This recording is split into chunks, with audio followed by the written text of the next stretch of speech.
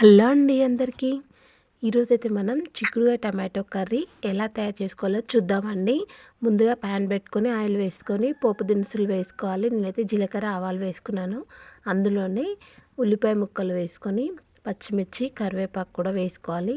కొద్దిగా పసుపు ఉప్పు వేసుకొని ఉల్లిపాయలు బాగా వేయించుకోవాలండి. ఉల్లిపాయలు మొత్తం బాగా వేగిన తర్వాత పచ్చివి అనమాట ఇవేం ఉడికించలేదండి. ఎందుకంటే చిక్కుడుకాయలు చాలా లేతగా ఉన్నాయన్నమాట. లేతగా ఉన్నాయి కాబట్టి ఏం ఉడికించలేదు, అలానే వేసేసాను. కడిగేసి వేసుకొని అవి కొంచెం మగ్గిన తర్వాత అందులోకి అల్లం వెల్లుల్లి పేస్ట్ వేసుకోవాలి. అలాగే టమాటోస్ కొంచెం ఎక్కువగా వేసుకుంటేనే గ్రేవీగా బాగుంటుందండి ఈ కర్రీ అయితే. అందులోకి కొంచెం అవి కూడా మగ్గిన తర్వాత కారం ఉప్పు వేసుకొని కాసేపు మూత పెట్టుకొని ఉడికించుకోవాలి. తర్వాత కొంచెం ధనియాల పొడి వేసుకోవాలన్నమాట.